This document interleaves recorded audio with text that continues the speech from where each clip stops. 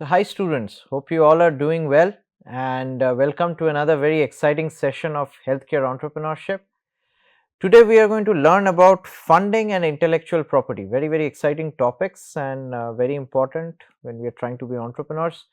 These two avenues and these two specific topics would go a long way in understanding how our products would go out in the market. So, let us get started. So, why is funding required by startups? So, you could have several different uses of funding, such as for prototype creation, for the product development, for hiring teams or team members, working capital, having some capital so that you can buy a set of consumables or get a certain space or do a bunch of activities like sales and marketing and whatnot. They could also be for licenses and certifications, right, which you may require, and we have gone through those modules on certifications and other regulatory requirements. They could be for legal or consulting services. So if you're working in something which is very specific to biomedical devices, you might want to keep some money apart from for some legal consequences where there may be some fines imposed by some certain agencies or things like that, right? So then funding is also required for the raw materials, equipments, office spaces, admin expenses. So whatever we could think upon, like as in a very holistic sense, we know one thing for sure, that without any starting or seed fund, it will be very difficult to achieve anything in a startup, unless you are a completely like online kind of business which doesn't require any funds for startup and you're in a bootstrap mode. Bootstrap is where you do not need too much of funds. You are basically, you have gathered some funds from your personal income and from your family and friends, right? Otherwise you would be requiring funding for majority of the startups. So, what are some of the common types of startup fundings available? So, the three categories are there. The first one is known as equity financing. Equity financing involves selling a portion of a company's equity in return for capital. So, this is typically what you would do with the venture capitalists and like people who are willing to buy a part of your company, and very often you would hear that, right, that this company was bought by somebody, some big shot, like who has like quite a bit of capital at their disposal, right? So equity financing is when you say, like let's say I will give you 20% of my company, and if you can buy that for like let's say 20 crore, and with that you're selling 20% of your company. In certain cases you will also give out a majority stake, right?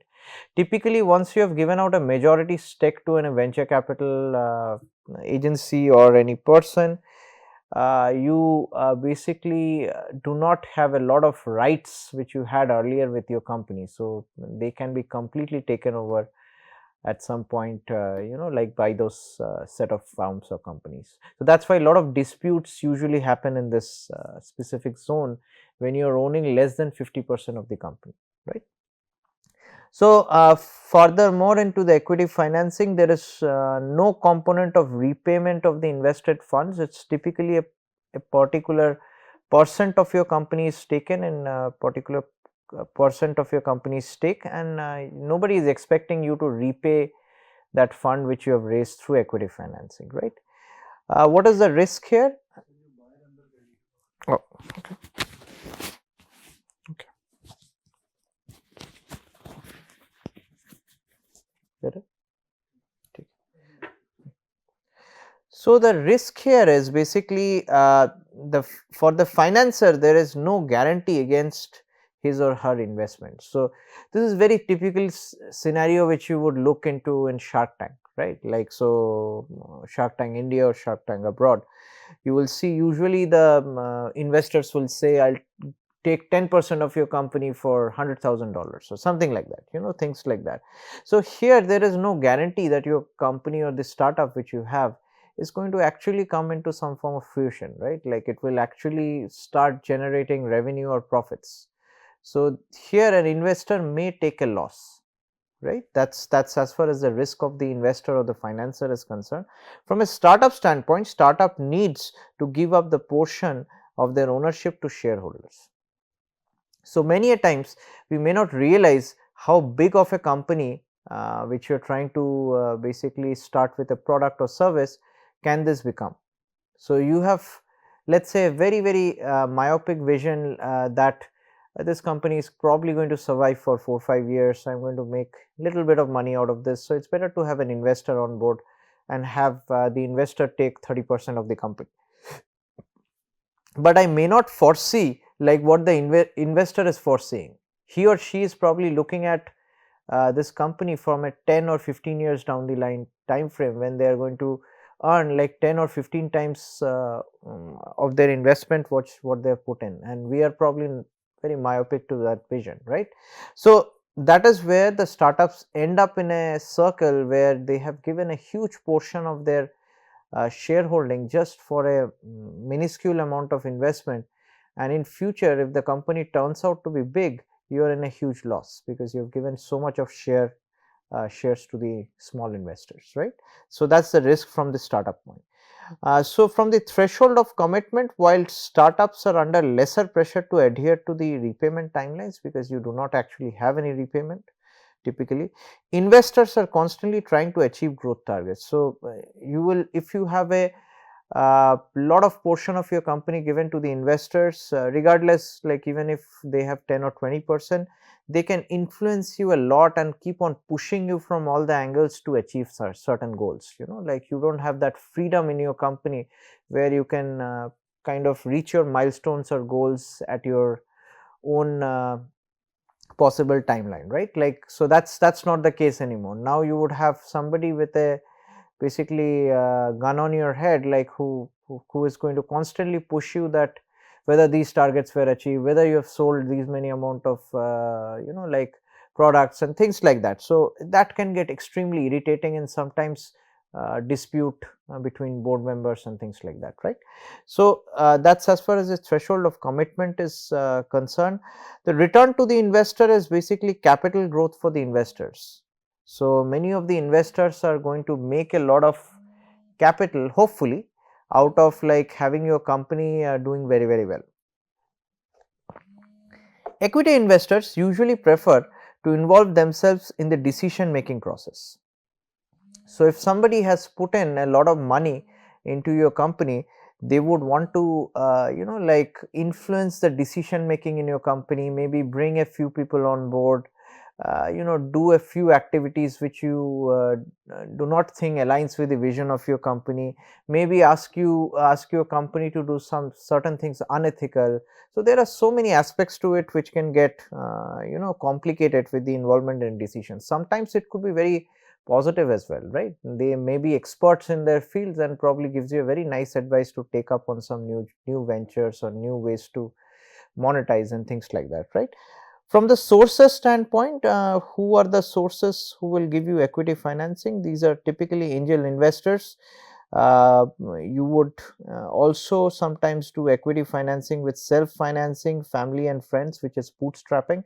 Sometimes you want to have like a 50-50 profit share with your brother, or let's say you want to give 30% stake, keep it with the family, right, and things like that, because they have given you, let's say, 50 lakhs of rupees and things like that. Then there are venture capitalists, and there are crowdfunding and incubators, accelerators. Also incubators, which is a term which we hear very often, and India has a lot of incubators usually distributed across the very popular startup producing states and cities, as well as incubators are part of all the top notch institutes, like all the IITs have some form of the incubator based connections, and a lot of other government entities and private institutes also have the same, right. So these incubators are also trying to be shareholders in your company. Typically when you try to incubate, they will take probably a minuscule amount, maybe 3 or 5% of your company, but still this 3 or 5% may turn out to be huge if your company actually makes a turnover of like let's say 20 crore or 100 crore and some form, like let's say 5 years down the line, right. You then do not want to give so much of money back to the incubator. So many a times you should be careful on negotiating the right amount of shareholding, and have a clear vision for your company how much this can actually achieve, right? Also, crowdfunding is something which I'm going to describe very briefly. This is typically very popular in the West, and it's getting more traction in the country, where basically a lot of you present a project like online on a platform which is basically a crowdfunding platform, and there are people from all across the globe, and then sometimes like specific to the country, let's say India, are going to put their money on your product to have an early bird discount or things like that, right? They want to be early adopters. So let's say your product is going to cost like 5,000 rupees when it actually rolls out in the market. So they want to buy this for 2,000 rupees and grab it early and invest in your company, sometimes in the form of like shareholding and things like that, like through funding you through a crowdfunding platform, right? So these are some sources of equity financing which is very, very common and popular. The second type is known as debt financing. Debt financing involves the borrowing of money and paying it back with interest, right? This is where you borrow some money and you pay back with the right amount of interest. So this typically involves the invested funds to be repaid within a stipulated time frame with interest. So you could think of loans, right, as some of the very common ways of debt financing, right? The risk here is the financer. From the financer standpoint, the lender has no control over the business operations. So if there is a particular financer, it's an individual or a bank or some small particular lending agency, then they will have no control over the business operations. So sometimes the company may go in huge losses, and then they have to just somehow recover the remains and things like that, right? So that's a risk from the financer standpoint. From the startup standpoint, you may need to provide a business asset as a collateral. Sometimes you put your house as a collateral, or you put your office as a collateral, or give like a gold kitty for collateral. So majority of the times you will not be given a loan just for the sake of like giving a loan, unless your credit ratings are very, very high, and bank or the agency has properly seen your background to make sure that you are a proper credit worthy person, right? So typically what I've seen in India is you cannot get a huge loan unless you are really credit worthy, which was not the case, which I've seen in several places in the West. There, somebody who can just repay like maybe 10 or 15% of the funds, so they have the like salary to repay that, or the funds to repay that, possibly is given like 10 times of what they can repay. So things like that usually lead to several other repercussions of recovery and things. So typically in the Indian companies and VCs and other lenders are typically much more cautious about lending the money, right? So the threshold of commitment side, like the startups need to constantly adhere to repayment timelines, which results in more efforts to generate cash flows to meet interest repayments, right? So if you're not having profit a certain month and having like revenue the next month, again no revenue the next month after, then you are in trouble with debt financing kind of a thing, because you need to keep on repaying the loan either in form of principal or interest, be it whatever, but you need to repay a certain amount on a monthly or yearly basis. So if your business is kind of not having a huge inflow of money like continuously, you will have difficulties paying those installments, right? So the return to the investor is basically the interest payments. So you pay a lot of interests, like usually the interest rates, I have not typically looked at like a startup loan interest rate, like I'm sure those numbers are out there, but if you look at like home loan and things like that, huge interest, right, like 9% and things like that, so you almost end up paying like 2-3 times of what you have borrowed, like in the 5 or 10 years if you are taking a loan, right? So many of these things have to be taken with caution. So you should not just think of, let me take a huge loan and we will see how we can repay it. So things like that should not happen, right? Typically this should be a little bit conservative way of like financing if at all required. Debt has Debt fund has very less involvement in decision making. So typically when somebody gives you a loan or this kind of debt fund, they are not interested in the decision making. Typically this is done through a bank or some kind of lending agency. They have no interest in your decision making of your company, right? Like in the case of a VC, they had a lot of interest in putting or forcing certain decisions or making sure the board is directed with them as an equal voice and things like that. So debt fund has no repercussions like that, right? From the sources standpoint, like I've mentioned, these are usually the banks, then non-banking financial institutions, government loan schemes and things like that, right? So these are typically the different forms of debt financing. The next is a little unconventional one is grants. So grant is typically an award which is usually financial, given by an entity to a company to facilitate a goal or incentivize performance, right? There is no component of repayment of the invested funds. So these are something which you can really look up to. So there I'll introduce you to some of the granting agencies and what all kind of grants are available in the country, but it is nice to seek or look for grants typically given by institutions or government centers and bigger institutions which have, let's say, startup grants for 250 startups, so things like that. These are based on inclusions in the budget, and based on that you can get like a, let's say, 20 lakh or 50 lakh startup seed fund, which is a good enough money to get you started, right? Or there could be cases you get a grant award from some form of an investment camp or something like that, where you get like a 5 lakh grant to as a seed capital to get you started, and nobody is expecting a repayment of that money. Only they will ask for some reports or things like that, that how have you fared, like, were you able to actually start your company and things like that, right? So when we talk about technical institutes of or institutes of higher education like IITs, like majority of the professors, we are working with a lot of grant money, which are so typically we have particular projects where and some of them are in this startup kind of mode, and the government of India is encouraging a lot for products to file for patents as well as like go in a startup mode with certain profit sharings and things like that.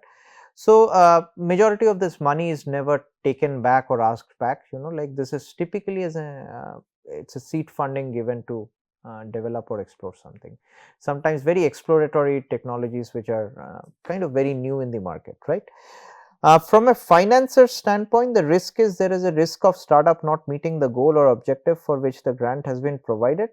uh, yeah, majority of the cases this is the case, right? Like the grant holders or the startups are not able to really start their company or reach out to that level in the market where they can generate the revenue. So this uh, aspect is going through a transition in India currently, because many of the folks in academia, we have a very different training, right? So unless we have worked with a startup or like seen the startup journey, it's very difficult to take the lab product from the lab to the market and actually start selling it. Unless somebody has a marketing background and things like that, they can possibly do that. So it needs a team of people who work together. So many a times the people who are holding, or the individuals who are holding the maximum amount of grants may not be able to perform in terms of a startup. They may be very good in implementing the product, right? But from a startup standpoint, it needs a lot more than the product development, which we have learned during this course, right? So you need to understand usability, you need to understand market sentiments, customer discovery, things like that. So as academicians or technical persons, we will be very difficult for us to understand. So that's why that right mix and teaming is very important. So there is a huge risk of that funding agency that the whosoever company or the particular persons they have financed, they are not able to start the company or generate the revenue. From the startup standpoint, there is a risk of startup not receiving a portion of the grant due to several reasons. This is a problem which is a lot of startups are facing. Maybe they have not achieved the milestones. It was maybe a milestone based grant that after every milestone you get like 20% of the grant, right? And let's say you have 5 milestones. And after the first milestone, it was not achieved very well, and the granting agency thought like that we should not disburse the funds any further. So that puts them in at a risk, the company at a risk, that they were envisioning such a big research and development, and where something comes up and it has to stop because of lack of funds, right? So that's a risk which is sometimes there with the startup. From the commitment standpoint, grants are disbursed in different tranches with respect to fulfillment of the corresponding milestone. So this is on case by case basis. This is not always the case, right? Sometimes the grant is given in full. Many a times you will get a 30 lakh grant directly. Of course, the granting agency will think twice whom they are giving the grant to. So sometimes a very unknown company with no idea of what they are doing or no performance metrics which is well known in the market will never get a grant like that. But if they tie up with certain institutes where they have been diligently trying to develop a product, they may get the grant, right? So in that cases, sometimes with newer companies, the agencies are a little bit more careful. They want to roll out the grants in tranches based on the milestones which are achieved. Thus, a status is constantly working to achieve the milestones which are laid down, right? Return to the investor. So the investor here is the funding agency. They do not actually get any return, right? Involvement in the decisions. So no direct involvement the funding agency has in the decision making of if a company forms around a product or a grant, right? Typically grant is like a gift would be probably a wrong word to be used, because there are several other forms of gifts. It's not a gift per se, it's a grant where basically you're supposed to work on this project for a certain time span of time and deliver certain milestones and probably start up, right? There are certain startup grants where you need to start up. So things like that. So it's not a gift per se, it's something which is monitored but not extensively monitored, which is kind of like the funding agency is not super pushy towards the end goals or milestones, right? So which are the common sources of grants? Typically the central government, state governments, corporate challenges grant programs of the private entities. So majority of the grant schemes are from the government of India, followed by like several private entities are also coming up with grant challenges and things like that, where some big companies would like to dedicate a certain amount of funds for startup and innovation. For example, there is a Tata has a certain amount of fund for any kind of innovative companies which come up, right? Sony has quite a bit of funds for startups and agencies in certain thematic areas, right? They may not all be for healthcare, right? So if you look at the pandemic time, majority of the grants were in the healthcare domain, but there has been a shift over time into the thematic statements. So like energy, climate change, these are some of the themes which are currently ongoing, and healthcare is one of them as well. Like it has not taken the back seat, but if you have some problem statements with AI, machine learning and things like that with healthcare, it is sometimes looked upon with little bit more like innovation, and sometimes you may have an innovation which doesn't have these specific keywords, right?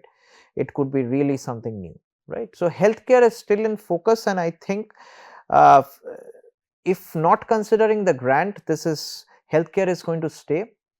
I think for India currently, healthcare is one of the primary areas in which all of us can contribute. There are a lot of private grants which you can also tap besides the government grants, and you can after exploring all the grants, you can look for equity financing or possibly then finally the debt financing, right? So this is the kind of scheme of common types of startup fundings which are available, the three categories.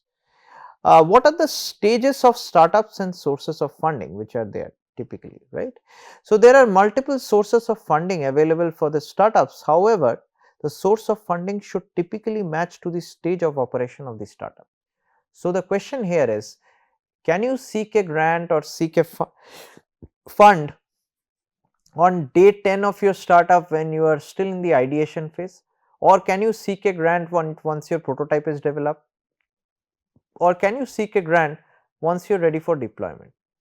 So there are different grant schemes or grant, grant or specifically funding schemes, like I would not take the term grant because that's a category of the fund. So different funding schemes for different stages of the startup, right? So raising funds from external sources is a time consuming process and can easily take over 6 months to convert. So this is not like that I have this nice startup idea and I'm ready with my product and let me go to somewhere like Bangalore or Noida or Gurgaon, present it to a few VCs and they will give me the fund which I need, right? Or let me try to get to Shark Tank and things like that. So it's, life is not that easy when it comes to funding. Whenever it comes to money, always let us correlate with, would I give somebody even 100 or 500 rupees, unless I'm trying to do a charity, that's a separate part, but unless I have something in return which I'm expecting, right? Would I just throw out money like that? So think the same way for the VCs and the different funding agencies. They want to make sure that there is some return on investment or something like which really comes out of this funding, otherwise they are not going to give you the money. And they are usually experts in these fields, like they may have like gone through 10 or 20 startups, few of them may have failed, few of them may have like been very successful. That's how they have become entrepreneurs. So just by looking at your proposal, they will understand that where you stand, right? So we have to look at the main stages of a startup development, which we have discussed earlier also. So some of the key stages are the idea stage, then you have friends, family and angel stage. So these are the stages of a startup from a funding standpoint, right? During the idea, typically nobody will fund you. So that's the common thinking here. Second step is when you gather some money from your friends, family, and you look out for some angel investors, some small scale angel investors who may be interested to give you some funds. Do this angel investors come with certain banner that they are part of some certain companies? Not necessarily.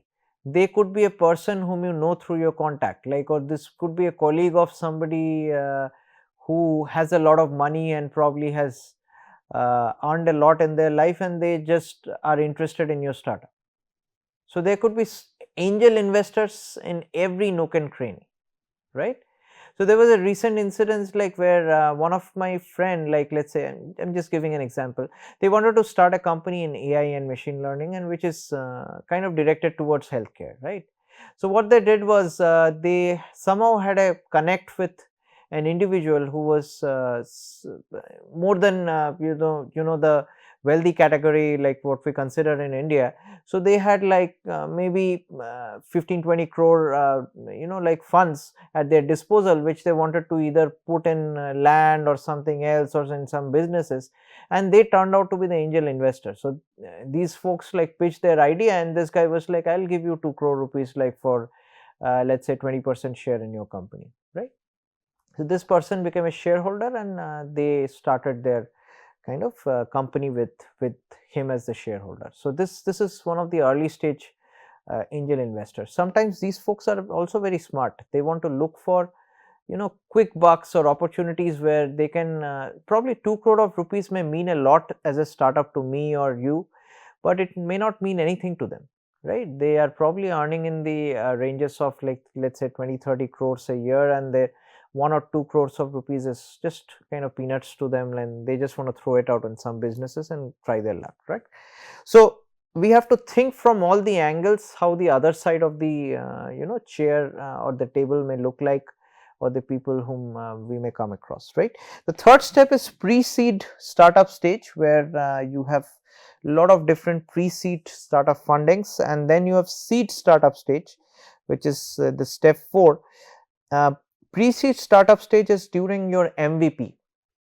We have talked about your minimum viable product, where you have created the wireframing, you have your initial low fidelity prototype which is in form of an MVP, and you're trying to showcase this with the customers. So some of these customers may end up being your funders, right? And then we end up with a seed startup stage, and this is where you start some sales and marketing, and you are going to talk about the launching of your product, and you may get some seed capital. in any of the three categories, right, like which we discussed. So then you have early stage startups which are usually looking for the Series A, Series B, Series C. We will go over briefly what these funding stages are. We would hear about these very often, like with a lot of new startups which are coming out, right. Then sixth is the growth stage, where the startup is initially established for a few years and they are looking at scale up and growth. That's where different amounts of funds and different sources of funds are usually available. And then finally there could be a possibility of an exit stage, which is basically where you do an IPO, which is initial public offering, right, where you are trying to list your company as a public company rather than a private company.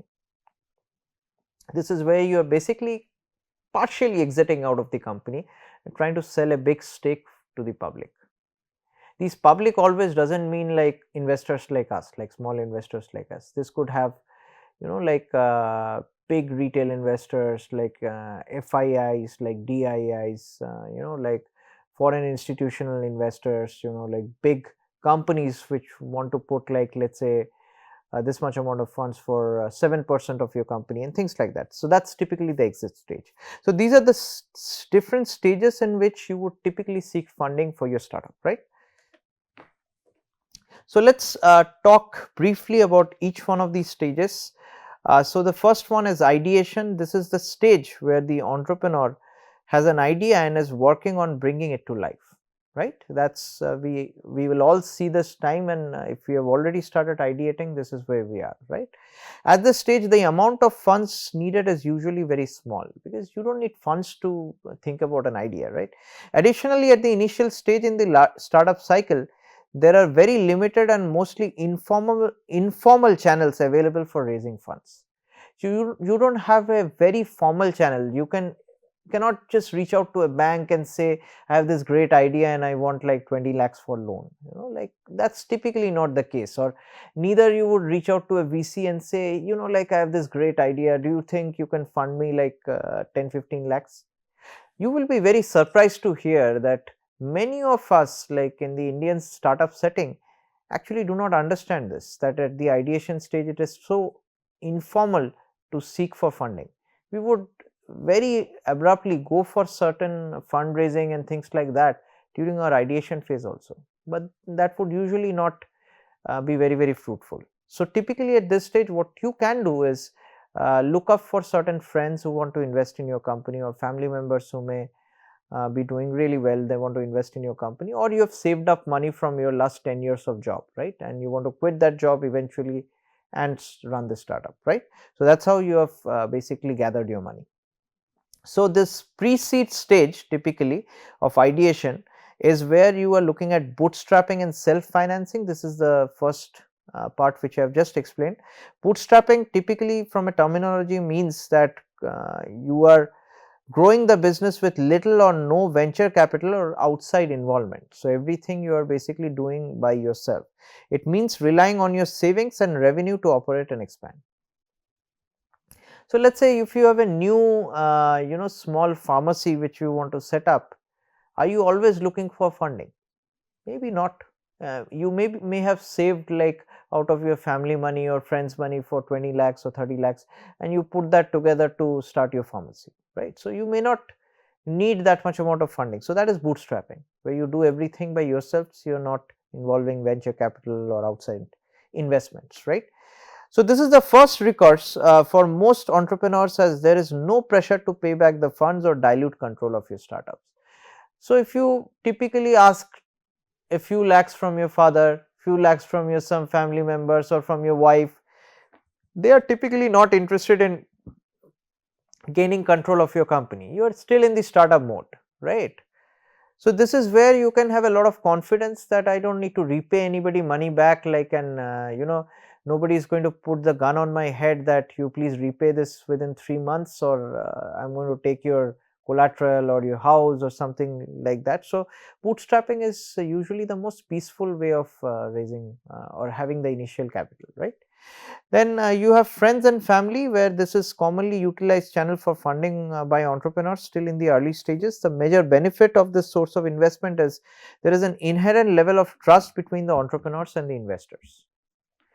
So would you trust a venture capitalist, or would you trust a family member, right? You would trust a family member, right? Because they will wish always the best for you.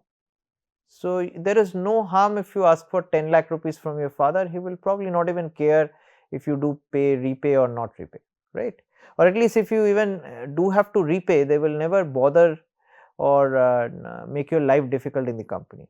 But venture capitalists are very, or angel investors, whenever you seek outer money from the outer environment or some seed funding or other sorts of funding, these are very smart folks, right? Nobody is, like I said, is going to give you money for nothing, right?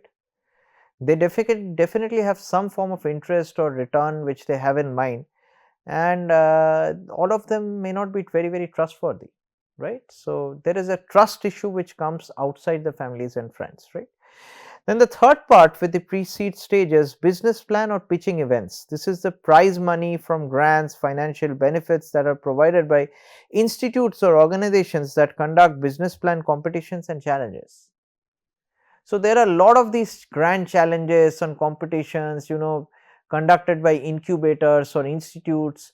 I know of one which is conducted by the company Pfizer. So Pfizer has a certain amount of, funds dedicated for early stage startups, or the greatest idea or proposals, business proposals which are placed along, like, so things like that. So these are business plan or pitching based events in which you can take part, and you can basically get some initial seed capital. And this is getting very common these days. Like, many a times you will be visiting a conference and you would see there is this startup challenge, and you take part, and all of a sudden they've given you like this 1 lakh rupees as the seed fund, right? This may sound to be very small, but for your initial ideation phase, it's good enough, right, to get started.